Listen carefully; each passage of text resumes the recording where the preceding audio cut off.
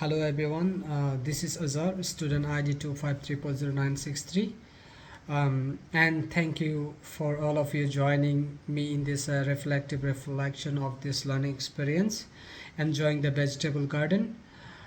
Here we can see an educator working with a small group of children, Maya, Crystal and Abby, in a family daycare setting. The two go on to explore the garden, plucking carrots, watering plants, and even come across a cricket lurking in a spinach leaf. The reason why I choose to do my reflection on this is to assess how the educator use assessment of for and as learning to inform planning, and how the experience align with the outcomes of EYL version 2, and what is this critical reflection will enable for further curriculum development. Using the framework if EYLF version 2, I will be reflecting on what went well and why, what couldn't have worked, and how we can improve next time around, and how we can take care of children learning even further with a rich and meaningful culturally and relevant practice. The first question is, how did children reflect on their own learning? What I noticed first about this experience was how well children were in their own expressiveness and learning naturally. The observations that Maya makes me so proud. Look at this one, and it's grown a big other carrots. It indicates that individual realized change and transformation, at the same time linking the physical appearance of size of a carrot to what she sees in terms of time and nurtureness. Likewise, the fact that Crystal was excited about her carrot in supporting the carrot and declaring, "That's a big carrot," is an indication of accomplishment and discovery.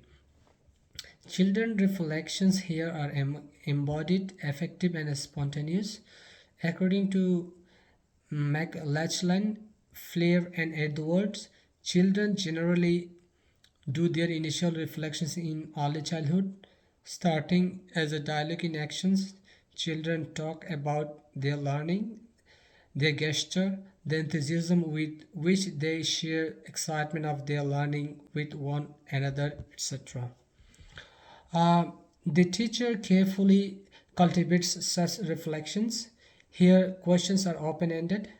Do you think it is ready to pick? And what does the eggshells do? Change curiosity to reason.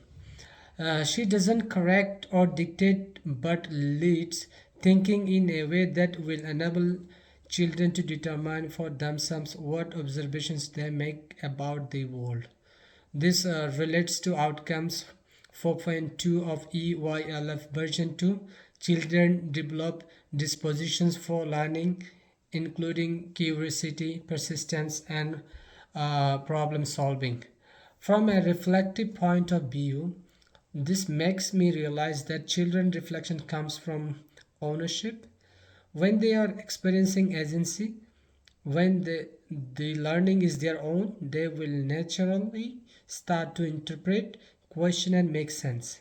As a teacher, we don't have to make children reflect, but rather find ways to hear reflected in their play and observe their conversation and movements as indicators of cognitive activity. So I'm moving to the next slide. The next slide is question number 2. What learning outcomes were achieved through this garden experience? The example of this garden scene is that such engagement is the most authentic one to genius. Um, Children are active, emotional, and intellectually active. They are also thinking as they do. List of things done are mapped across several EYLF version 2 outcomes. When Crystal and Maya sort the carrots are charged with pulling a carrot, you pull that one, I pull this one. They are illustrating collaborations, communication, and self regulations, which correlate to outcomes 1.4, learning to interact with care empathy, and respect. The teacher has psychological safety introduced by his warm and peaceful voice. She celebrates children contributions, which validates their thinking, hence directly supporting outcome 3.1. Children have a strong sense of well-being. Second, heart tune is also indicative of quality area 5 of national quality standard, being relationship with knowledge, peers, and adults. Scientific inquiry and reasoning are also reflected in children interactions. Their interest in the marigold and cricket demonstrate knowledge of interdependency in nature, human being, and crickets, and how plants respond to insect and so on. This relates to outcome 2.4, being social responsible and respective to the environment.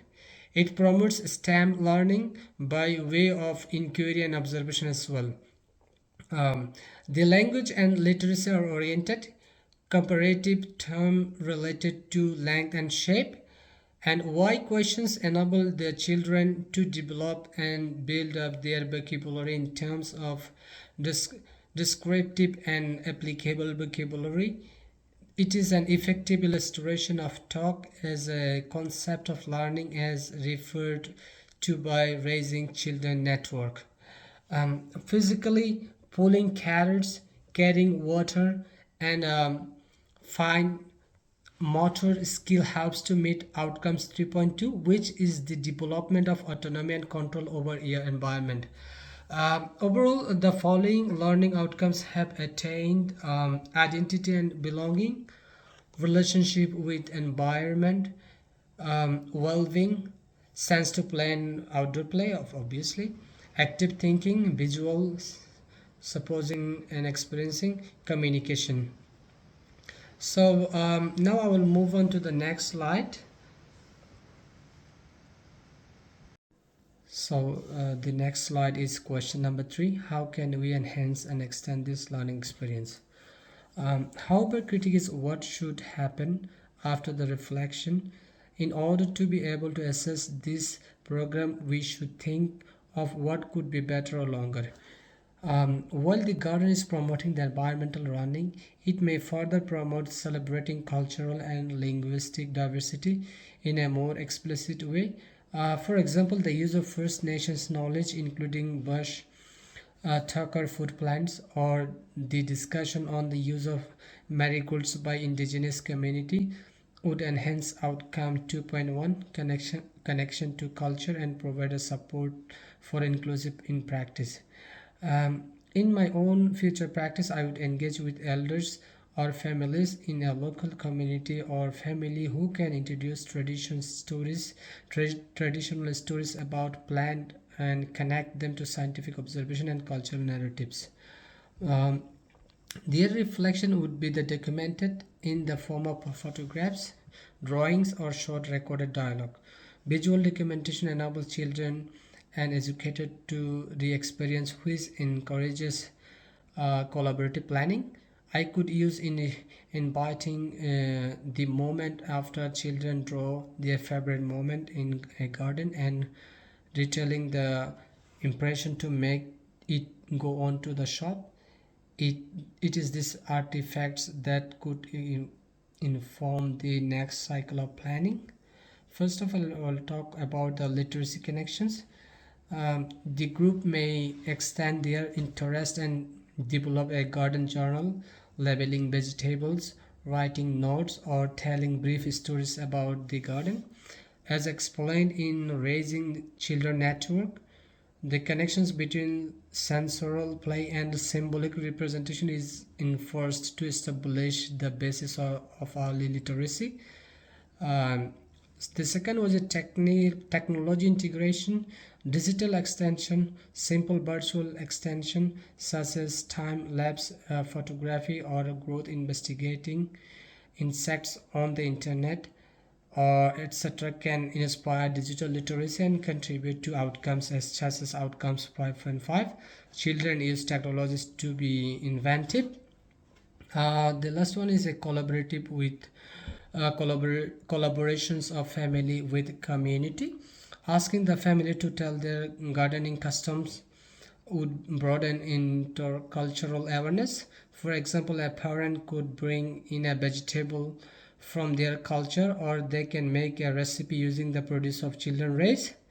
This helps to build outcomes 2.2 learning through connections with the community. This extension taking learning out of garden into larger themes to sustainability, identity, and collective responsibility. They also ensure that the planning in cycle responsive, whereby evaluations becomes the next stage of investigation. Moving to the next slide. Now I will talk about that slide number 4 and the question number also 4, that can more resources can be increased in order to make the garden experience more vibrant. A number of supplementary resources might be added. To start with, integrating the First Nations knowledge, planting bushtaker foods, and telling cultural stories would reinforce the concept of country in children and help them to achieve outcome 2.1, connection to culture. A garden journal may be introduced to help children label the thing in the garden, draw some observations, and retell some events to help them develop early literacy and reflections. Raising Children Network 2023. Um, Basic digital device such as tablets or capture time-lapse pictures or online insect studies would create an interest in digital literacy, which would be in line with outcome 5.5. Lastly, making family present gardening traditions or recipe would continue learning process even when the service is over, and encourage community collaborations according to the outcome. This combined resource contribute to making the process of learning more inclusive, interdisciplinary, and collaborative, and make it manifesto and holistic and culturally responsive visions of EYLF version 2. Moving to the next slide. Now I will talk about the last slide and the last question. What does this means for professional learning and the future practice? In this professional realm, this reflective exercise reminds me that reflection is an important individual and group activity. It is not just about asking what did I do well, but also what assumptions did I make in making my decisions, and where did those boys come from, and how were those boys excluded from the ideas, or what. Um, as Messini Ketasbow 2010 purposes, a critical reflection is a transformative of practice because these deeper questions are posed. This situation is in line with Quality Area 1 of the National Quality Standard, with a focus on evidence-based and intentional planning, starting blocks 2025. It has been cited. The teacher employed assessment for learning throughout the process of noticing interest, responding to the promote, and the weaving reflection into conversation. This consideration is consistent with Education and Care Service national law, which makes it so that the program is consistent with the approved learning framework YELF version 2. Going forward, professional learning opportunities may take the following form: peer reflection. The educators watch video footage and speak with each other, and the ways of communications.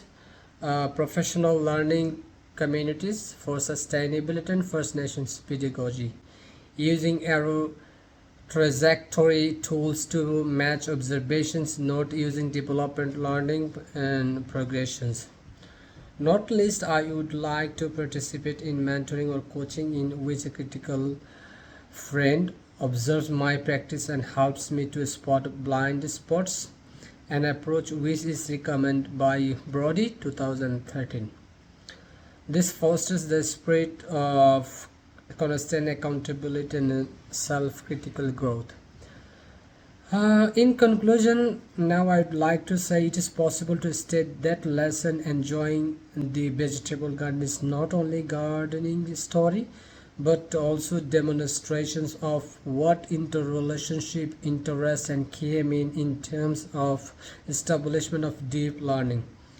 The activity was success in meeting the desired goal. Children are not only got to interact with the phenomena of the natural world, but they also had a significant learning experience in a group and communicated how they enjoyed the discovery. This was all possible with the reflective and responsive practice of the educator and how it was organic to happen. Nonetheless, the reflection has presented fresh discoveries to personal growth as a professional. I know that reflection should not limit it in description of what has happened, but should explore why it has happened and how I can make experience a step further. I can imagine how my future planning will be able to include cultural responsiveness, improved paperwork, and premeditated literacy purpose. Also bear in mind assessment does not end once the UILF is completed.